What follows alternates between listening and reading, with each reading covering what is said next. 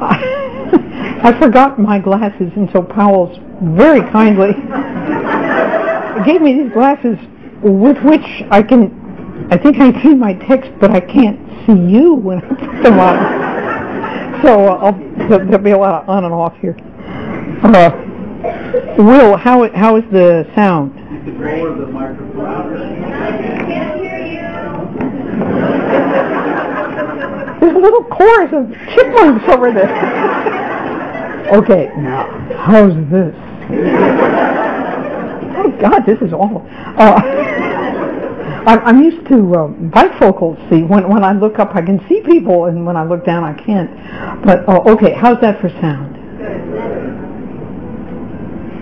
Okay.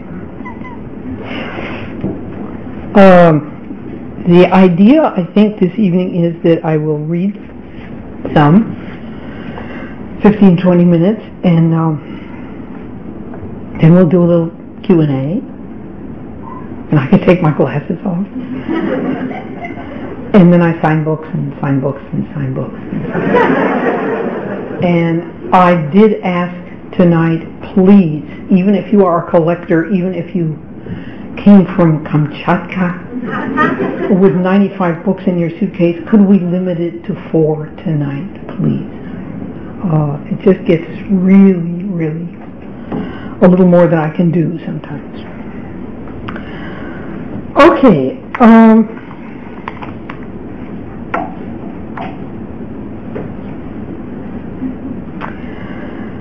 I went to the salt beds at the mouth of the river in the May of my 19th year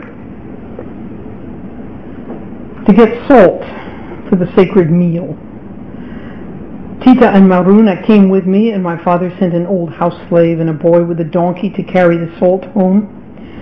It's only a few miles up the coast, but we made an overnight picnic of it, loading the poor little donkey with food, taking all day to get there, setting up camp on a grassy dune above the beaches of the river and the sea.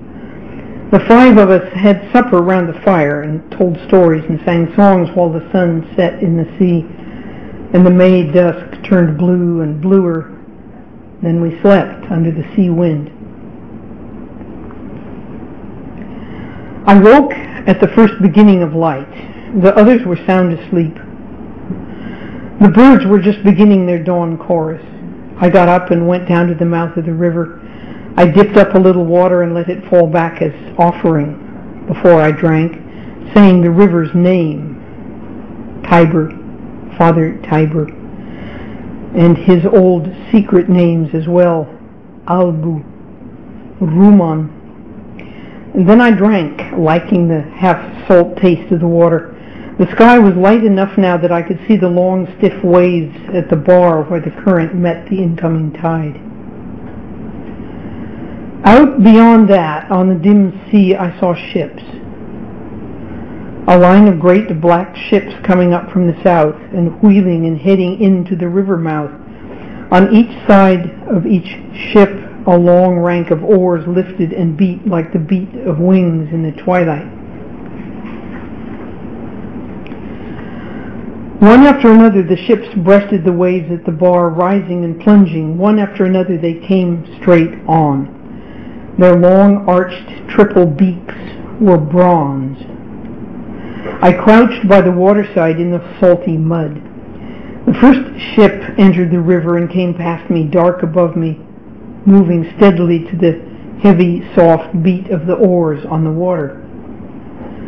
The faces of the oarsmen were shadowed, but a man stood up against the sky on the high stern of the ship, gazing ahead. His face is stern, yet unguarded. He's looking ahead into the darkness, praying. I know who he is.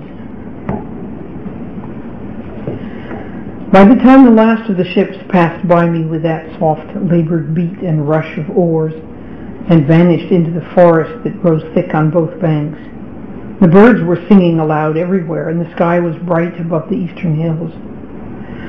I climbed back up to our camp. No one was awake. The ships had passed them in their sleep. I said nothing to them of what I had seen. We went down to the salt pans and dug up enough of the muddy gray stuff to make salt for the year's use, loaded it in the donkeys' baskets, and set off home. I didn't let them linger, and they complained and dawdled a little, but we were home well before noon. I went to the king and said, "A great fleet of warships went up the river at dawn, Father." He looked at me. His face was sad. "So soon," was all he said.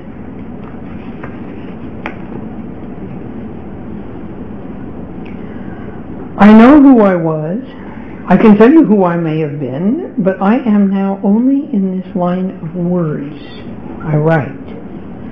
I'm not sure of the nature of my existence, and wonder to find myself writing. I speak Latin, of course, but did I ever learn to write it? That seems unlikely. No doubt someone with my name, Lavinia, did exist, but she may have been so different from my own idea of myself, or my poet's idea of me, that it only confuses me to think about her. As far as I know, it was my poet who gave me any reality at all. Before he wrote, I was the mistiest of figures, scarcely more than a name in a genealogy. It was he who brought me to life, to myself, and so made me able to remember my life and myself, which I do, vividly, with all kinds of emotions. Emotions I feel strongly as I write, perhaps because the events I remember only come to exist as I write them, or as he wrote them. But he didn't write them. He slighted my life in his poem. He scanted me because he only came to know who I was when he was dying. He's not to blame. It was too late for him to make amends, rethink, complete the half-lines, perfect the poem he thought imperfect. He grieved for that, I know. He grieved for me. Perhaps where he is now, down there across the dark rivers, somebody will tell him that Lavinia grieves for him. I won't die. Of that I'm all but certain. My life is too contingent to lead to anything so absolute as death. I have not enough real mortality. No doubt I'll eventually fade away and be lost in oblivion, as I would have done long ago if the poet hadn't summoned me into existence. Perhaps I'll become a false dream clinging like a bat to the underside of the leaves of the tree of the gate of the underworld, or an owl flitting in the dark oaks of Albunea. But I won't have to tear myself from life and go down into the dark as he did, poor man, first in his imagination, then as his own goal.